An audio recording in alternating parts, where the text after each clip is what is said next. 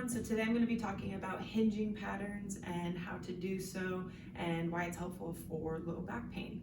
My name is Dr. Tara Hall. I'm with Mindful Movement Chiropractic and I hope this video is helpful for you. So first let's get into why hinging pattern is so important. A lot of people are very dominant with squat forms in their exercises and they're missing this crucial hip hinge. So what we see a lot of the times is people with low back pain is they tend to get this rounding in their back whenever they bend over for something instead of hinging down. Do you see how my spine's neutral versus this rounding that I'm doing? So if you have low back pain, practice some hinging, learn how to do this movement, and then add some load to it. So first let's talk about how you can learn how to hinge. First, one way you can do it is by just using your hands. You're gonna chop right here at this part where your thigh meets your abdomen, and you're just gonna chop here and bend forward. So like this and forward, okay? What I want you to focus on is keep your feet nice and flat.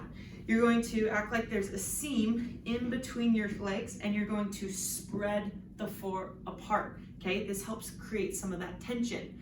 Then as you're spreading that floor apart, you're going to shoot the hips back like you're trying to close a top drawer on your dresser, right?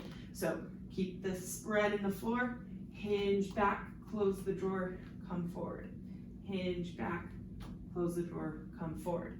If you're still having a little difficulty with this, you can use a dowel. You can use a dowel, you can use a broom, whatever you need, just find some type of stick like this. You're going to put it at the right top of your butt crack. You're gonna put your hand on your head, and those should be the two contact points. When you're hinging, you should never have your hand come off your butt or your head come off your hand, okay?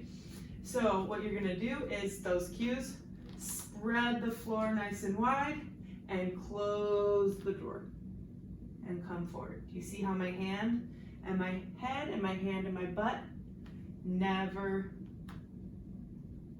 come off? So that's one way you can practice it. As soon as you have that movement down, I want you to add load to it.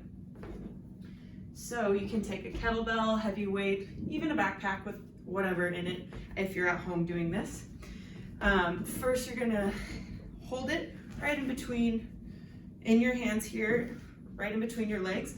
You're going to spread the floor like you're trying to rip the seam apart from in the carpet, and you're going to close the drawer behind you and set the kettlebell behind you in between your legs.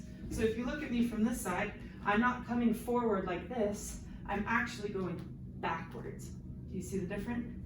And come back up, backwards, and come back up. And you don't have to go all the way to the floor. You just go as soon as you notice that your low back, like I don't want you coming down here and starting to round. So everybody's flexibility is a little different, so just go to what's comfortable with you. If you need to put a block in between your legs, you can. But you're going to spread the floor, close the drawer behind you, set the weight up, and come back up. All right, so that's a hinging pattern and how you can load it. I'd love to find out if this video was helpful for you, so please leave some comments below or reach out to me.